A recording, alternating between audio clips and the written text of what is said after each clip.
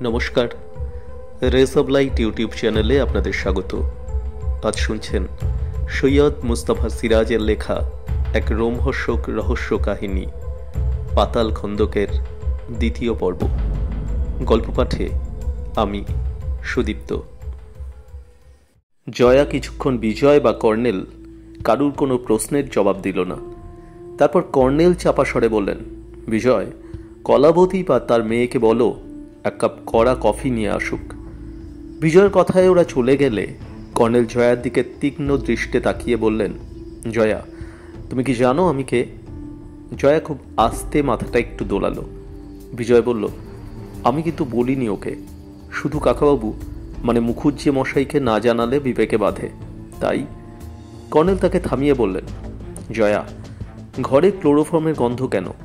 কেউ তোমাকে ক্লোরোফর্ম শুকিয়ে অজ্ঞান করে ফেলেছিল, তাই না? জয়ার চোখ ফেটে জল বেরিয়ে এলো। সে বোবার মতো তাকিয়ে রইল শুধু। কিছু নিয়ে গেছে কি ঘর থেকে? জয়া আবার মাথা দোলালো। বিজয় চমকে উঠেছিল, বলল, এ তো অসম্ভব ব্যাপার। দিনে দুপুরে কেউ এই ঘরে ঢুকে ওকে অজ্ঞান করাবে এবং কিছু চুরি করে সবার চোখ এড়িয়ে পালিয়ে যাবে? না, আমি বিশ্বাস করি না। কর্নেল মৃদু ভৎসনার সুরে বললেন, আহ, তুমি একটু চুপ করো বিজয়, আমাকে কথা বলতে দাও। জয়া পালঙ্কের পাশে রাখা গোলাকার টেবিল থেকে জলের গেলাসটা নিল। এক চুমুক জল খেয়ে গেলাসটা রেখে আবার কর্নেলের দিকে ভিজে চোখে তাকালো। কর্নেল বললেন, কথা বলতে কষ্ট হচ্ছে তোমার? জয়া মাথা দোলালো। ঠিক আছে, পরে শুনবো। কফি নিয়ে আসুক, গরম কফি খেলে গলাটা ঠিক হয়ে যাবে। তবে শুধু ইশারায় দেখিয়ে দাও কোথায় তোমার ওপর কেউ ক্লোরোফর্ম নিয়ে ঝাঁপিয়ে পড়েছিল। জয়া ইশারায় দরজার কাজটা দেখিয়ে দিল। তখন কর্নেল ঘরের বাতি জ্বেলে দিলেন, জানলাগুলোর পর্দাও সরিয়ে দিলেন।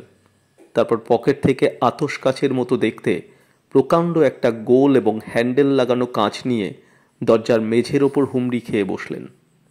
ওই অবস্থায় বাইরের বারান্দায় গেলেন। তারপর ফিরে এসে বললেন, লোকটা খালি পায়ে এসেছিল মনে হচ্ছে। কলাবতী, রঙ্গিয়া, বুদ্ধুরাম সবাই এ ঘরে খালি পায়ে ঢুকেছে। লোকটা জুতো পায়ে ঢুকলে তা সত্ত্বেও একটু আধটু চিহ্নও মেঝে পেতাম। একটুখানি চোখ বুজে থাকার পর চোখ খুলে ফের বলেন, আচ্ছা বিজয়, এবারই দোতলায় আর নিচের তলায় কতগুলো ঘর আছে? বিজয় হিসেব করতে থাকলো। ইতিমধ্যে কলাবতী কফি নিয়ে এলো। কর্নেল বললেন, ঠিক আছে, তুমি এখন এসো কলাবতী। কলাবতী সলজ্জ হেসে বললেন, আপনাদের জন্য কফি আছে সাহেব। কর্নেল হাসলেন, তুমি বুদ্ধিমতী কলাবতী। কলাবতী ট্রে রেখে চলে গেল। কর্নেল নিজের হাতে পর থেকে কফি ঢেলে জয়াকে দিলেন। ততক্ষণে বিজয়ের হিসেব শেষ হয়েছে। সে বলল, বড্ড ভুল হয় আমার, মনে হচ্ছে নিচের তলায় 8খানা আর ওপরে 5খানা ঘর। জয়া মৃদুস্বরে বলল, না, ওপরে 6খানা। বিজয় বলল, ও হ্যাঁ, জয়ের মানে দাদার ঘরের এপাশে একটা ঘর আছে, ভুলে গিয়েছিলাম। কর্নেল জিজ্ঞেস করলেন, সে ঘরে কি আছে? বিজয় বলল, জানি না, তালা বন্ধ আছে, ছেলেবেলা থেকেই দেখছি। বাড়িতে কয়েকটা ঘরেই তালাবন্ধ আছে।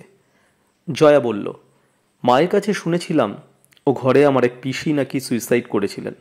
তখন আমাদের জন্ম হয়নি। পরে বাবা ঘরটা অস্ত্রাগার করেন। আমাদের পূর্বপুরুষের সব অস্ত্রশস্ত্র এই ঘরে আছে। বিজয় বলল, কে জানে, আমি ওসব খবর রাখি না।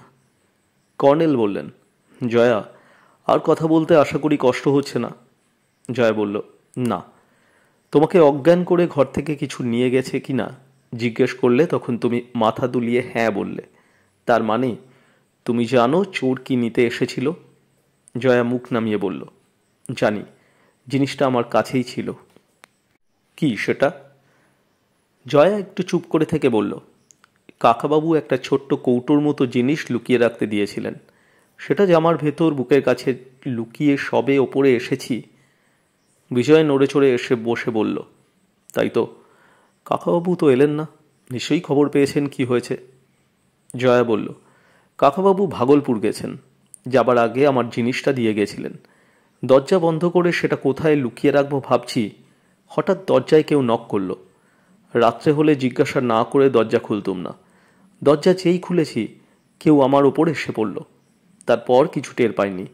রঙ্গিয়া কখন এসে আমাকে পড়ে থাকতে দেখে ফ্যান চালিয়েছে, জলের ঝাপটা দিয়েছে। জ্ঞান হবার পর সব মনে পড়ল। তখন দেখি জিনিসটা নেই। জামার ভেতর রেখেছিলে আগের মতো?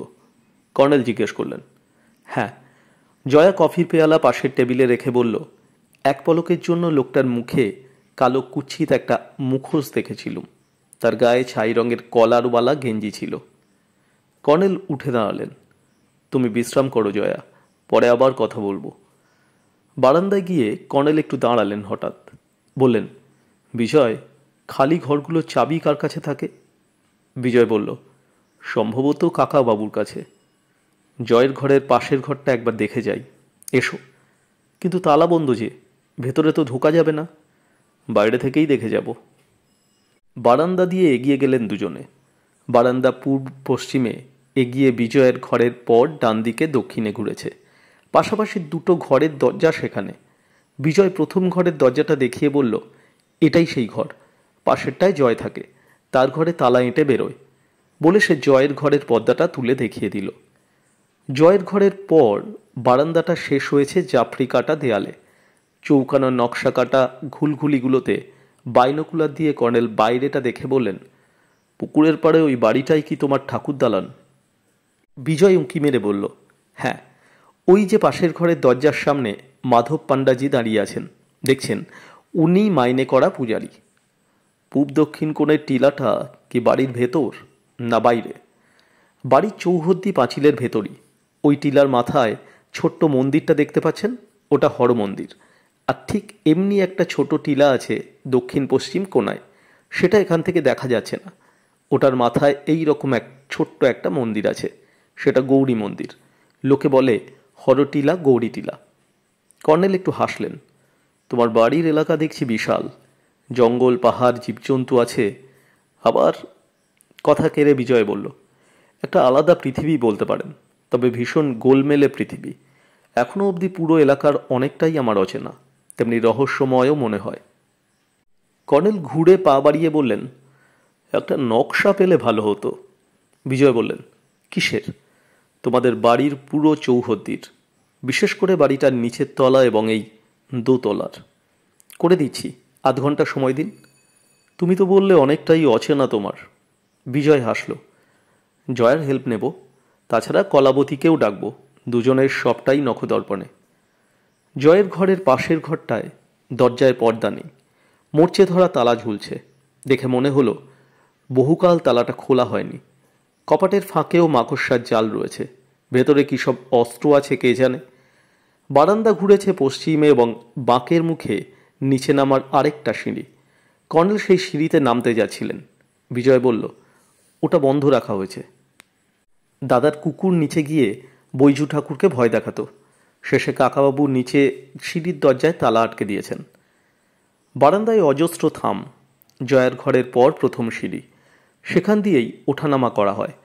কর্নেল নিচে গিয়ে বিজয়কে বললেন, তুমি এবার একটা কাজ করো, একে একে দারোয়ান নছি সিং, কলাবতী, রঙ্গিয়া, বৈজু ঠাকুর আর বুদ্ধুরাম ডাক্তারবাবুকে ডেকে আনলে তখন তাকেও পাঠিয়ে দেবে। ওদের কাছে কিছু জানবার আছে। সিঁড়ির পাশেই গেস্ট রুমে কর্নেল আছেন। ঘরে ঢুকে ক্যামেরা, বাইনোকুলার ইত্যাদি টেবিলে রেখে ঝটপট পোশাক বদলে তৈরি হলেন। কিছুক্ষণের মধ্যে একে একে নছি সিং, কলাবতী ও তার মেয়ে রঙ্গিয়া, বৈজু, শেষে বুদ্ধুরাম এলো বিজয়ের সঙ্গে। না, কেউ আজ সকাল থেকে সন্দেহজনক কিছু দেখেনি। প্রত্যেকেই বলল যে অন্দরমহলে একটা চুহা বা বিল্লি ঘুষলেই তারা টের পাবে। কোনো অচেনা লোকের বাড়ি ঢোকার প্রশ্নই ওঠে না, কারণ পূবের খিড়কি আর দক্ষিণের খিড়কি ভেতর থেকে বন্ধ থাকে। বাকি রইল সদর দরজা, সেখানে করিডোর মতো প্যাসেজের মুখে সারাক্ষণ নছি সিং বসে আছে। কেউ এলে তার অজান্তে বাড়ি ঢুকতে পারবে না।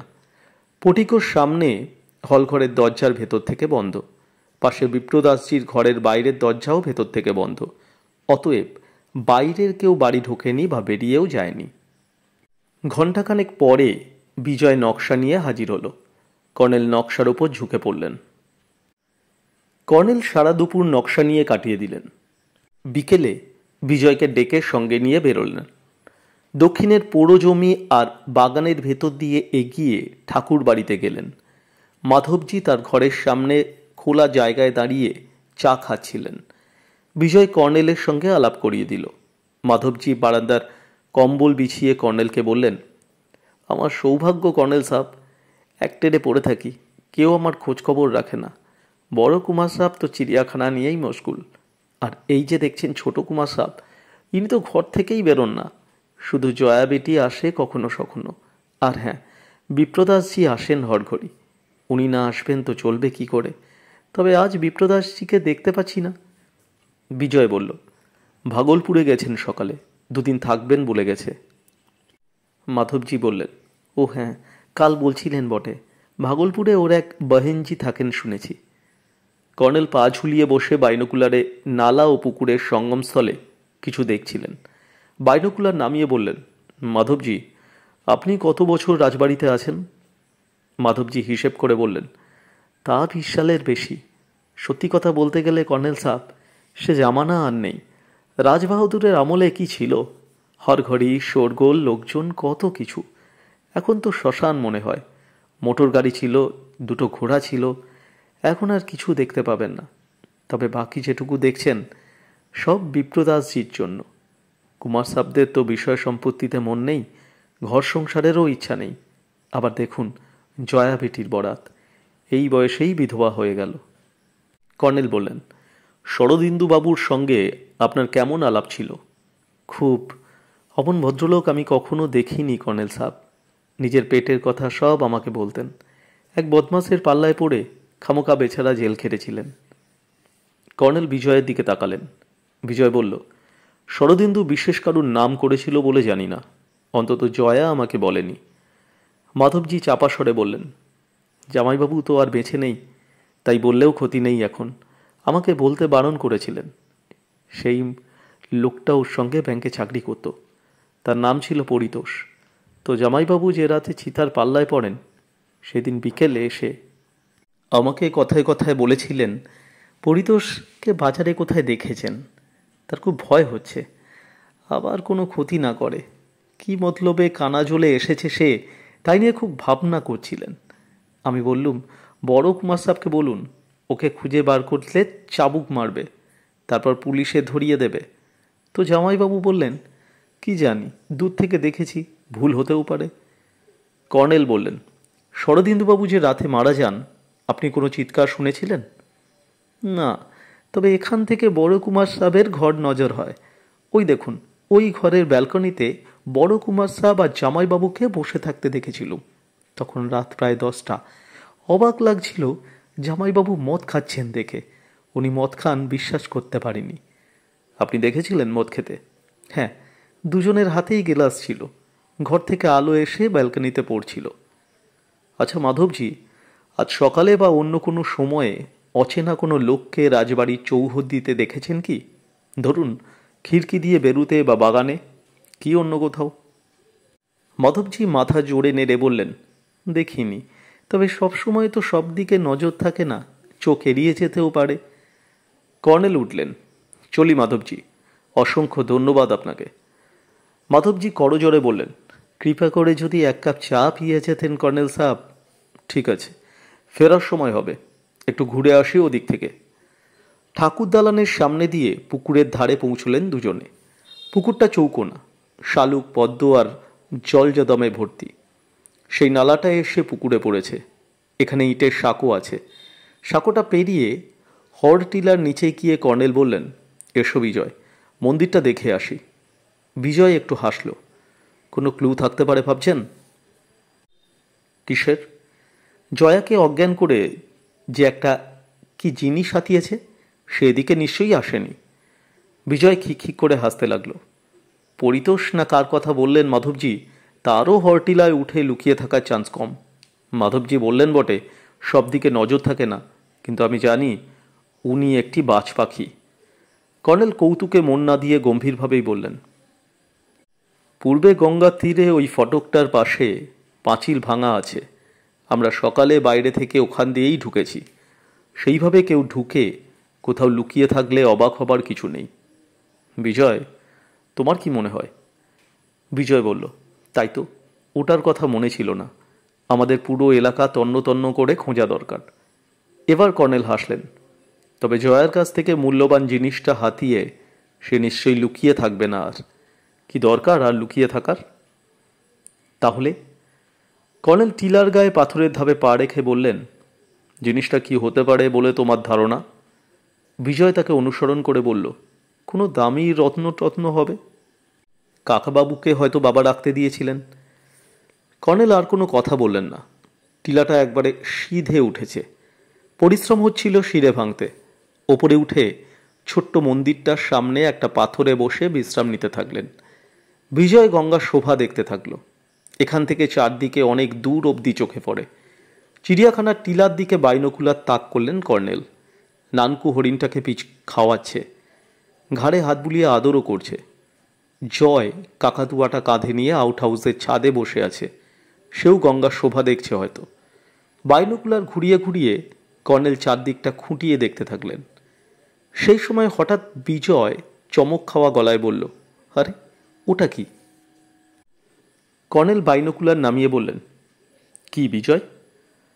বিজয় এগিয়ে গিয়ে মন্দিরের পাশে জবা ফুলের ঝোপের ভেতর থেকে একটা ছোট্ট ভেলভেটে মোড়া কৌটো কুড়িয়ে আনলো। উত্তেজিতভাবে বলল, কর্নেল কর্নেল, জয়া তো এরকম একটা কৌটোর কথাই বলছিল। সেইটাই সম্ভবত। কর্নেল কৌটোটা নিয়ে বললেন, ভেতরে জিনিসটা নেই, খালি কৌটোটা ফেলে রেখে গেছে। বলে জ্যাকেটের পকেট থেকে আতস কাঁচ বার করে খুঁটিয়ে কৌটোর ভেতরটা দেখতে থাকলেন। বিজয় দম আটকানো গলায় বলল, কি আশ্চর্য, কি আশ্চর্য। একটু পরে কর্নেল বললেন, তুমি বলেছিলে রত্নের কথা, কিন্তু কৌটোর ভেতর মোর্চের গুঁড়ো দেখতে পেলাম। পুরনো লোহার কোনো জিনিস ছিল সম্ভবত। চাবি হতেও পারে। কিসের চাবি? জানি না, এর জবাব বিপ্রদাসবাবুই দিতে পারেন। ওকে কালই লোক পাঠিয়ে খবর দিয়ে আনা দরকার। বুদ্ধুকে পাঠিয়ে দেব। বিজয় চঞ্চল হয়ে বলল, এখনও পাঠানো যায়, 6:30 একটা ট্রেন আছে। ভাগলপুরে রাত্রে গিয়ে কি ওকে খুঁজে বার করতে পারবে বুদ্ধু? অবশ্য ঠিকানা জানা থাকলে। কর্নেল বাধা দিয়ে বললেন, তুমি বরং এখনই গিয়ে খোঁজ নাও। বুদ্ধু বা কেউ ভাগলপুরের ঠিকানা জানে নাকি? মাধবজিকে জিজ্ঞাসা করে যেও। আপনি থাকছেন? হ্যাঁ, আমি ঘুরি কিছুক্ষণ। বিজয় সিঁড়ির ধাপ বেয়ে নেমে গেল সবেগে।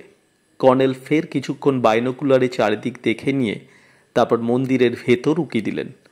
বেলা পড়ে এসেছে, তবে পশ্চিমের অস্তগামী সূর্যের আলো সোজা এসে মন্দিরে ঢুকেছে, তাই ভেতরটায় রোদ পড়েছে। একটা শিবলিঙ্গ ছাড়া কিছু নেই। ধূসর গ্রানাইট পাথরের বেদির ওপর কালো পাথরের শিবলিঙ্গ। কর্নেল গুড়ি মেরে ঢুকে বেদিটা চারদিকে হাত বুলিয়ে পরীক্ষা করছিলেন। পেছন দিকে হাত বুলোতে গিয়ে হাতে শক্ত কাঠের মতো কি যেন ঠেকল। অত্যন্ত অপরিসর ভেতরটা। অনেক কষ্টে ওপাশে ঝুঁকে চমকে উঠলেন। একটা গর্তে যে জিনিসটা ঢোকানো, সেটা একটা ভাঙা চাবি ছাড়া আর কিছু নয়, কারণ নিচেই গোলাকার চাকতির মতো ভাঙা মাথাটা পড়ে আছে। কেউ চাবি ঢুকিয়ে জোরে চাপ দিতে গিয়ে চাবিটা ভেঙে গেছে। হতাশ হয়ে চলে গেছে। হয়তো অন্ধকার নামলে বেদিটা ভাঙার জন্য তৈরি হয়েই আসবে। কি আছে বেদির ভেতর? বেদিটা তাহলে সম্ভবত পাথরের সিন্দুকি। হঠাৎ কর্নেলের মনে হলো একটা বিপদ আসন্ন। এই অদ্ভুত অনুভূতি জীবনে প্রথমবার আসন্ন বিপদের মুখ থেকে তাকে সজাগ করে দিয়েছে। এ যেন অতিরিন্দ্রিয় বোধ। দ্রুত ঘুরলেন। এক পলকের জন্য বিকেলের লালচে আলোয় যেন একটা ছায়া সরে যেতে দেখলেন। পকেট থেকে রিভলভার বের করে গুড়ি মেরে ঝাঁপ দিলেন মন্দির গর্ভ থেকে, কিন্তু কাউকে দেখতে পেলেন না। টিলার পেছনের দিকটা খাড়া নেমে গেছে। তার পেছন চৌহদ্দি ঘেরা উঁচু পাঁচিল, কিন্তু টিলার চারদিকেই ঘন ঝোপে ঢাকা। রিভলভারটা অটোমেটিক। নল তাক করে মন্দিরের চারদিকে ঘুরে খুঁটিয়ে দেখলেন, কোনো ঝোপের পাতা পর্যন্ত নড়ছে না। তাহলে কি মনের ভুল? অথবা যে এসেছিল সে যেন অদৃশ্য হওয়ার মন্ত্র জানে। অস্বস্তিতে অস্থির হয়ে কর্নেল সিঁড়ির ধাপে পা রাখলেন। ছায়া যে দেখেছেন তা ভুল নয়। আরেকটা বিষয় নিশ্চিত হওয়া গেল যে সে যেই হোক, তার কাছে আগ্নেয়াস্ত্র নেই। থাকলে গুলি ছুটত, তাকে রেহাই দিত না। বুদ্ধুরাম বা কেউই জানে না ভাগলপুরে কোন ঠিকানায় বিপ্রদাসবাবুর বোনের বাড়ি। তাই বুদ্ধুরাম আগামীকাল ভোরের ট্রেনেই ভাগলপুর যাবে। সেখানে তার এক দূর সম্পর্কের আত্মীয় থাকে, কাজেই দিন সবরে গিয়ে খুঁজে বের করতে অসুবিধা হবে না। বিজয় এসে জানালো কর্নেলকে। কর্নেল জয়াকে দেখতে গিয়েছিলেন তার ঘরে। তার শরীর ভালো, কিন্তু মন ভালো নেই। কর্নেলকে বসিয়ে রেখে বিজয় হয়তো কবিতা লিখতে গেল। একথা ও কথার পর কর্নেল বললেন, আচ্ছা জয়া, তোমাকে শরদিন্দু কি পরিতোষ নামে কারুর কথা বলেছিল? জয়া একটু চমকে উঠে বলল, হ্যাঁ বলেছিল। ওদের ব্যাংকের ক্যাশ ডিপার্টে কাজ করতো সে। তাকে কানা ঝোলে দেখতে পাওয়ার কথা বলেছিল কি? জয়া বলল, বলেছিল। কিন্তু আপনি কেমন করে জানলেন? কি বলেছিল আগে বলো, আমি পরে বলছি সে কথা। বলেছিল, দেখার ভুল হতেও পারে, তবে বাজারের ওখানে যেন পরিতোষ নামে ওর কলিগকে দেখেছে। আসলে ওর সন্দেহ ছিল পরিতোষই ক্যাশ সরিয়ে ওকে বিপদে ফেলেছিল, কারণ পরিতোষের স্বভাব চরিত্র নাকি ভালো ছিল না। শরদিন্দুর মদ খাওয়ার সম্পর্কে তোমার কী ধারণা? জয়া একটু চুপ করে থেকে বলল, ওর মদ খাওয়ার কথা আমি বিশ্বাস করি না, কিন্তু মর্গের রিপোর্টে পাওয়া গেছে ওর পেটে অ্যালকোহল ছিল। বিশ্বাস করিনি, এখনও করি না। মাধবজি দেখেছিলেন যে রাতে শরদিন্দু মারা যায়, সে রাতে তখন 10টা বাজে, জয়ের সঙ্গে ব্যালকনিতে বসে মদ খাচ্ছিল। জয়া নিষ্পলক চোখে তাকালো। মাধবজি বলেছেন? হ্যাঁ, উনি দেখেছিলেন। জয়া মুখ নামিয়ে আসতে বলল, সেদিন সন্ধ্যায় আমার মেজাজ ভালো ছিল না। ওকে নিয়ে কানাজোল জুড়ে স্ক্যান্ডেল ছড়িয়েছিল। লোকে আড়ালে আমার নামেও কদর্য তমাশা করত। এমনকি আমাদের বাড়িতেও গোপনে আলোচনা চলতো দারোয়ানের ঘরে। রঙ্গিয়া এসে বলে যেত। তো সেদিন সন্ধ্যায় খামোকা ওর সঙ্গে ঝগড়া করলুম। বললুম, আমাকে যদি কোথায় না নিয়ে যেতে পারো তাহলে চলে যাও। জয়া ধরা গলায় বলতে থাকলো, সেরাতে ও খেতে এলো না। মাধবজির ওখানে আছে খবর পেলুম। আমিও খাইনি। শরীর খারাপ বলে দরজা আটকে শুয়ে পড়লুম। অনেক রাতে দরজায় নক করে ডাকলো। আমি দরজা খুলিনি। জয়া চুপ করলে কর্নেল বললেন, তারপর? তারপর তার সাড়া পেলুম না। মিনিট 5 পরে উঠে গিয়ে দরজা খুলে দেখলুম বারান্দায় নেই। ভাবলুম ছোটদার ঘরে শুয়েছে। সেরাতে আমার কি যে হয়েছিল। জয়ের সঙ্গে শরদিন্দুর সম্পর্ক কেমন ছিল? বর্দা ভীষণ খেয়ালি, মাঝে মাঝে ওকে ডেকে নিয়ে গিয়ে গল্প করত। আচ্ছা জয়া, কেন তোমার সন্দেহ যে শরদিন্দু চিতার আক্রমণে মারা যায়নি? জয়া একটু উত্তেজিত হলো। কেন অত রাতে বর্দার ঘরে যাবে? বর্দার জুতেও যাবে কেন? সুইসাইড করার ইচ্ছে থাকলে অন্যভাবে কি করা যেত না? তাছাড়া ওর বডিতে যেসব ক্ষতচিহ্ন ছিল তা চিতার নখ বা দাঁতের বলে আমার মনে হয়নি। কিন্তু মর্গের ডাক্তারের রিপোর্ট আমি বিশ্বাস করি না। কেউ তাকে ঘুষ খাইয়ে মিথ্যে রিপোর্ট লিখিয়েছে। তুমি কি বলতে চাইছো শরদিন্দুকে খুন করা হয়েছিল? হ্যাঁ, তাছাড়া কিছু হতেই পারে না। কেন ওকে খুন করবে কেউ? আবার একটু চুপ করে থাকার পর জয়া আসতে বলল, আমার সন্দেহ হয় বর্দা জানে কে কেন ওকে খুন করেছে। বর্দা খুনিকে চার্জ করছে। বর্দাই হয়তো ব্যাপারটা ঢাকতে চিতাবাঘের কাঁধে দোষ চাপিয়েছে। কর্নেল তীক্ষ্ণ দৃষ্টে ওকে লক্ষ্য করছিলেন। বলেন, কেন বর্দাকে সন্দেহ হয় জয়া? বর্দার হাবভাব দেখে। সেদিন থেকে বর্দার পাগলামি বেড়ে গেছে। তাছাড়া লক্ষ্য করেছি মাঝে মাঝে লুকিয়ে কাঁদে। রাত্রে মাতাল অবস্থায় চুল আঁকড়ে ধরে বলে, আর আমার বাঁচতে ইচ্ছা করছে না, আমি শিগগির মরে যাব। তুমি শুনেছ নিজের কানে? হ্যাঁ। জয়া গলার স্বর আরও চেপে বলল, 2 দিন আগে রাত 12টা নাগাদ ঘুম ভেঙে গেল। বৃষ্টি হচ্ছিল। দরজা খুলে বারান্দায় গেলুম। হঠাৎ শুনি বর্দার ঘর থেকে কান্নার আওয়াজ আসছে। ছুটে ওর ঘরের দিকে গেলুম। চমকে উঠলুম বর্দার কথা শুনে। বর্দা কাঁদতে কাঁদতে বলছে, আমি জয়াকে বিধবা করে ফেলেছি। ভগবান, আমাকে শিগগির মেরে ফেলো। দরজায় নক করে ওকে ডাকলুম। অমনি আলো নিভে গেল ঘরের ভেতর। বর্দার কোনো সাড়াই পেলুম না। তখন অবাক হয়ে ফিরে এলুম। তোমার মনে হয় না হঠাৎ ঝোঁকের বশে জয় মানুষ খুন করতে পারে? জয়া জোরে মাথা নেড়ে বলল, না। বর্দা মনে মনে ভীষণ ভীতু। খুব দয়ালু ছেলে বর্দা। ওই যে চিড়িয়াখানা করেছে, জন্তু আর পাখিগুলোকে কি যে ভালোবাসে ভাবতে পারবেন না। তাছাড়া ওর মুখেই যত হাঁকডাক, ভেতর ভেতর খুব ভীতু আর গোবেচারা। কর্নেল চোখ বুজে দাড়িতে হাত বুলোছিলেন। হঠাৎ চোখ খুলে বললেন, জয়ের কাকাতুয়ার জিভ কেটে বোবা করে দিয়েছিল কেউ। এ সম্পর্কে তোমার কি ধারণা? জয়া ঈষৎ লজ্জিত ভঙ্গিতে বলল, রঙ্গিয়ার কাছে শুনেছি বর্দা নাকি পাখিটাকে খুব খারাপ কথা শেখাতো। বেশ, তাই যদি হয়, কে পাখিটার জিভ কেটেছিল বলে তোমার সন্দেহ হয়? জয়া বেশ কিছুক্ষণ চুপ করে থাকার পর আসতে বলল, আমার সন্দেহ কাকাবাবুকে। বিপ্রদাসবাবুকে? জয়া মাথাটা একটু দোলালো। কেন, বলতে আপত্তি আছে? জয়া মুখ তুলল এবং কিছু বলতে গিয়ে ঠোঁট ফাঁক করল, কিন্তু বলল না। সেই সময় বিজয় হন্তদন্তভাবে ঘরে ঢুকে বলল, জানিস জয়া, আমাদের বাড়িতে নিশ্চয়ই ভূত আছে। কর্নেল বললেন, কি ব্যাপার বিজয়? বিজয় ধপাস করে একটা গদিয়াটা চেয়ারে বসে বলল, ইস, এখনও বুকটা কাঁপছে, ভাবা যায় না। জয়া বিরক্তভাবে বলল, কি হয়েছে বলবে তো? বিজয় চাপা গলায় বলল, কয়েক লাইন লিখেছি, বেশ এগোচ্ছে লেখা। হঠাৎ আলো নিভে গেল ঘরের। তারপর খসখস শব্দ, কেউ যেন ঘরে ঢুকেছে। আমি সঙ্গে সঙ্গে পালিয়ে এসেছি। ইস, এখনও বুকটা। কর্নেল উঠে দাঁড়িয়ে বললেন, এসো তো দেখি। বিজয় কুণ্ঠিতভাবে একটু হেসে বললেন, চলুন, কিন্তু আমি পিছনে থাকব। জয়া অনুসরণ করল, কিন্তু কর্নেল বললেন, জয়া, তুমি বারান্দায় থাকো, অথবা তোমার দরজায় তালা এঁটে তবে এসো। জয়া বিস্মিত হলো, বলল, ঠিক আছে, আমি এখনই এখানেই থাকছি। জয়ার ঘরের পাশেরটা তালাবন্ধ, তার পরেরটা বিজয়ের ঘর। ঘরে আলো জ্বলছে দেখে বিজয় অবাক হয়ে বলল, এ কি, আলো জ্বলছে দেখছি যে, ভারী অদ্ভুত ব্যাপার তো। কর্নেল ও বিজয় ঘরে ঢুকল। বিজয় বলল, তার চেয়ে অদ্ভুত, আমি টেবিল ল্যাম্প জেলে লিখছিলুম, কিন্তু দেখুন কর্নেল, টেবিল ল্যাম্পের প্লাগটা সুইচ বোর্ডে অফ করা আছে, ওটা অন করেই লিখছিলুম, আর বড় আলোটা কেউ জেলে দিয়ে গেছে। কর্নেল টেবিলের দিকে তাকিয়েছিলেন, বললেন, বিজয় কি বাংলা ভাষায় কবিতা লেখো? বিজয় অবাক হয়ে বলল, না তো, হিন্দি আমার মাতৃভাষা, হিন্দিতেই লিখি। ওই বাংলা দুলাইন পদ্য তাহলে তোমার নয়, ভূতটাই লিখে গেছে। বিজয় কবিতার খাতার ওপর ঝুঁকে গেল, বলল, কি আশ্চর্য।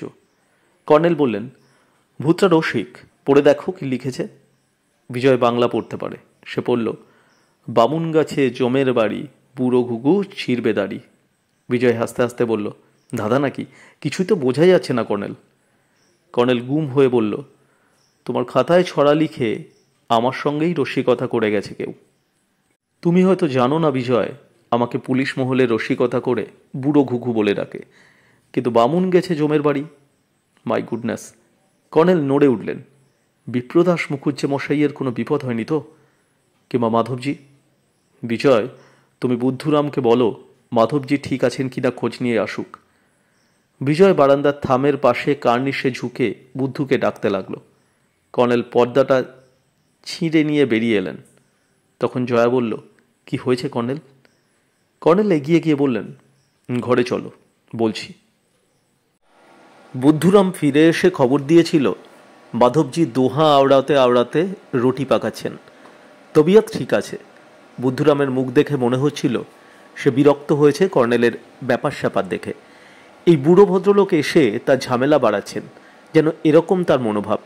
খামোখা তাকে ভাগলপুর পাঠাতে চায়, দৌড়তে দৌড়তে ঠাকুর দালানে পাঠানো। হয়েছেটা কি এত? কথাটা রঙ্গিয়া চুপি চুপি জয়াকে বলতে এসেছিল। কর্নেল তখনও জয়ার কাছে বসে কথা বলছিলেন তার ঘরে। জয়া বলছিল, বুদ্ধুটা খুব কুঁড়ে আসলে, নছি সিংয়ের সঙ্গে দাবা খেলতে গেলে আর কিছুই চায় না। কিছুক্ষণ পরে কর্নেল নিচের তলায় উকি মেরে দেখলেন, তাই বটে, সদর দরজার পাশের ছোট্ট ঘরটায় নছি সিং আর সে থাকে। সেই ঘরে দুজনে দাবা নিয়ে বসেছে। বিজয় তখন তার ঘরের দরজা বন্ধ করে কবিতা লিখতে বসেছে ফের। কর্নেল গেস্ট রুমে কিছুক্ষণ একা গুম হয়ে বসে থাকলেন, তারপর টর্চ নিয়ে বেরোলেন। বাড়ি একেবারে শুনশান। কিচেনে কলাবতী, রঙ্গিয়া আর বৈচু ঠাকুরকে চাপা গলায় কথা বলতে দেখা যাচ্ছিল। নানকুর ঘরের দরজা বন্ধ, ভেতরে আলো জ্বলছে। সে কি করছে বোঝা গেল না। বিজয় বলেছে, নানকু রাতের খাওয়া সেরে নিয়ে চিড়িয়াখানার আউট হাউসে শুতে যায় ইদানিং। শরদিন্দুর মৃত্যুর পর তার উপর জয়ের নাকি এই হুকুম। বৈজুর ঘর আর নানকুর ঘরের মাঝামাঝি খিড়কি রাস্তার করিডোর। কর্নেল নিঃশব্দে সেই দরজা খুলে এবং ভেজিয়ে দিয়ে বেরুলেন। সেপ্টেম্বরের নক্ষত্রজলা আকাশের নিচে জংলা জমি জুড়ে যেন রহস্য থমথম করছে। ভ্যাপসা গরম। বেশ কিছুদিন এ তল্লাটে বৃষ্টি হয়নি। কর্নেল টর্চ জ্বালতে গিয়ে জ্বাললেন না। জয়ের ঘরের ব্যালকনি থেকে নেমে আসা ঘোরানো লোহার সিঁড়ির কাছে গিয়ে একটু দাঁড়ালেন। অমনি জয়ের কুকুরটার গজরানি কানে এলো, কিন্তু কুকুরটা ওপরে গজরাচ্ছে না, সামনের দিকে জংলা জমিতেই সে কোথাও আছে। জয়ের ঘরে আলো জ্বলছে। কুকুরটা কি সারা রাত বাইরে ছাড়া থাকে? কর্নেল নালা ও পুকুরের সঙ্গস্থলে যেতেই ফের কুকুরটা গড়গড় করে উঠল। পুকুর পাড় ধরে একটু এগিয়ে কর্নেল বুঝলেন কুকুরটা হরটিলার ওপরে আছে, কারণ তিনি যত এগুচ্ছিলেন তত তার গজরানি বাড়ছিল। তারপর তার গায়ে টর্চের আলো পড়ল। কর্নেল থমকে দাঁড়িয়ে বললেন, জয় নাকি? টর্চ নিভে গেল। কর্নেল পা বাড়িয়ে বললেন, এখানে কি করছো জয়? অন্ধকার থেকে জয় বলল, যাই করি, আপনার কি মশাই? আপনাকে সাবধান করে দিচ্ছি, এক পা এগোবেন না, সানিকে লেলিয়ে দেব। সানি আমাকে ভয় পায়।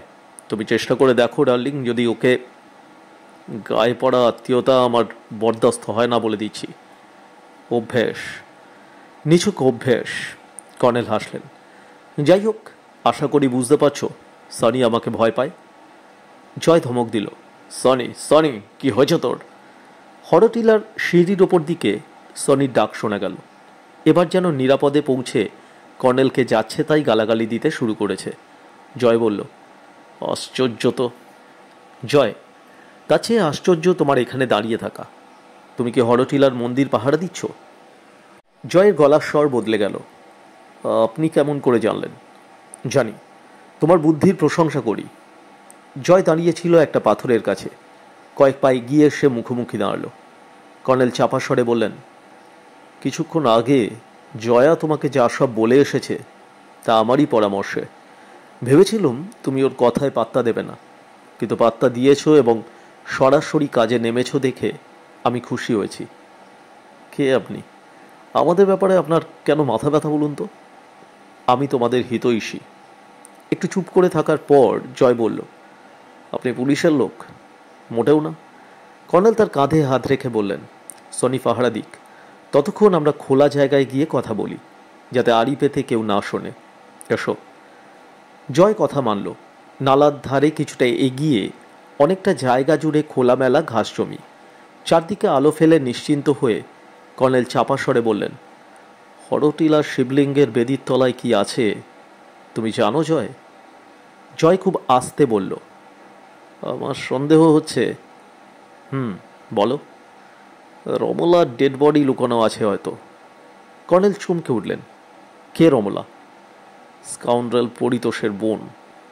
পরিতোষ মানে যে ছিল শরদিন্দুর ব্যাংকের সহকর্মী? হ্যাঁ, পরিতোষ জুয়ারি চোর বদমাস, কিন্তু তার বোন রমলা ছিল উল্টো। বলে জয় ওঠার চেষ্টা করল।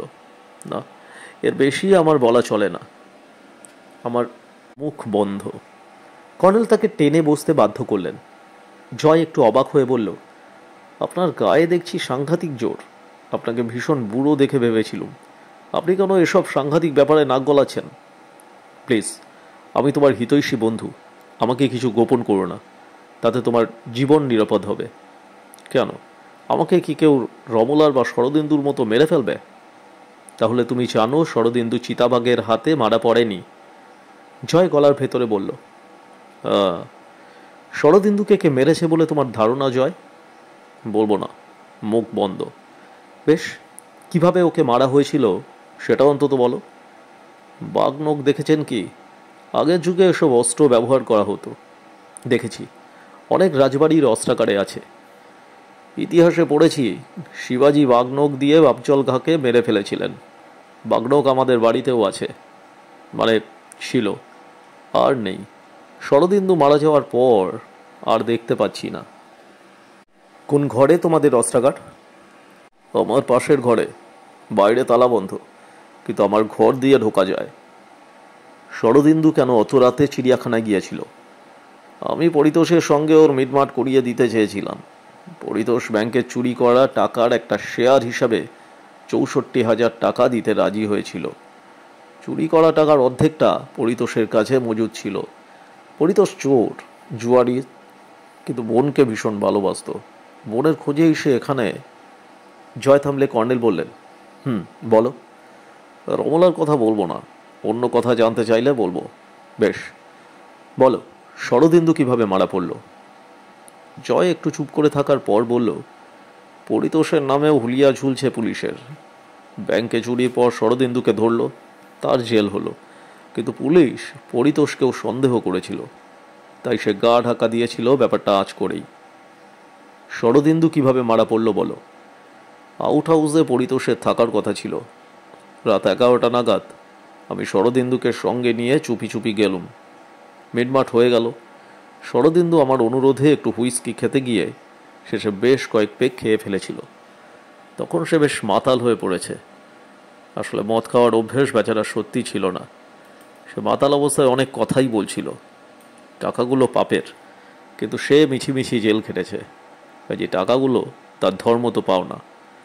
টাকা পেয়ে সে কলকাতায় নিয়ে যাবে জয়াকে। এ বাড়িতে তার থাকা তার নিজের পক্ষে এবং জয়া বা আমাদের সবার পক্ষেই অপমানজনক, কারণ লোকে স্ক্যান্ডাল ছড়াচ্ছে শরদিন্দু জয়াকে নিয়ে। এইসব বলার পর হঠাৎ সে বলে বসল, রমলাকে খুন করা হয়েছে।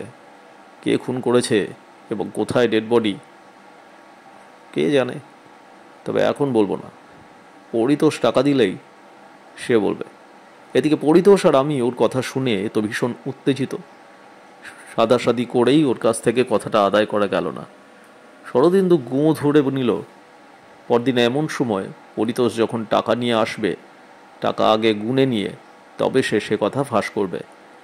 যাই হোক, পরিতোষ গেল গঙ্গার পাড় দিয়ে। আমি তাকে এগিয়ে দিয়ে আউট হাউসের দরজা বন্ধ করছি, তখনই শরদিন্দুর চাপা গোঙানি শুনতে পেলাম। তখন চিতাবাঘের খাঁচাটা ছিল বাইরে। খাঁচার সামনে শরদিন্দু পড়ে ধরফর করছে, আর তার খুনি পালিয়ে যাচ্ছে। একে রমলাকে খুন হয়েছে শুনে আমার মাথার ঠিক নেই, তার উপর এই সাংঘাতিক ঘটনা। আউট হাউসে যে ঘরে আমরা কথা বলছিলাম, সেই ঘরে জানলা দিয়ে আলো আসছিল। সেই আলোয় থাক, আমার মাথা ঘুরছে। জয় দুহাতে মাথা আঁকড়ে ধরে দুহাটুর ফাঁকে মুখ নামালো। কর্নেল তার পিঠে হাত রেখে বললেন, জয়, মন শক্ত করো। জয় মাথা তুলে শ্বাস প্রশ্বাসের সঙ্গে বলল, আমার বোন আমারই দোষে বিধবা হয়ে গেছে কর্নেল। আমার আর বাঁচতে ইচ্ছা করে না, অথচ মরতেও পারি না। খালি মনে হয় রমলা হয়তো বেঁচে আছে। শরদিন্দু হয়তো টাকা পাওয়ার লোভে মিথ্যা বলেছিল, হয়তো রমলাকে কোথাও লুকিয়ে রাখা হয়েছে। কর্নেল, এই ধাঁধার জন্যই আমার মরা হলো না, নইলে কবে আমি। হরটিলার মন্দিরে জয়ের কুকুরটার ডাক ভেসে এলো। জয় অমনি সানি বলে চেঁচিয়ে উঠে দৌড়ে গেল। কর্নেল ভাবলেন তাকে অনুসরণ করবেন, কিন্তু করলেন না। মনে হলো জয় এখন নিরাপদ, অন্তত তিনি যতক্ষণ কানাজলে আছেন। শুধু একটাই উদ্বেগ, আপাতত বিপ্রদাসের জন্য। ভৌতিক ছড়াটা নিছক রসিকতা না হতেও পারে। খেতে প্রায় রাত 10টা বেজে গেছে। ডাইনিং রুমে এ রাতে জয়া খেলো কর্নেল ও বিজয়ের সঙ্গে। জয়ের খাবার কলাবতী পৌঁছে দিয়ে এসেছে। জয়া চলে গেলে কর্নেল বিজয়কে বললেন, এসো বিজয়, কিছুক্ষণ গল্প করি, নাকি তোমার কবিতার মুড চলে যাচ্ছে? বিজয় হাসল, না, কোনো মুড নেই আজ। আমার তো ঘরে ঢুকতেই ভয় হচ্ছে। ভাবছি আপনার কাছে এসে শোবো স্বচ্ছন্দে।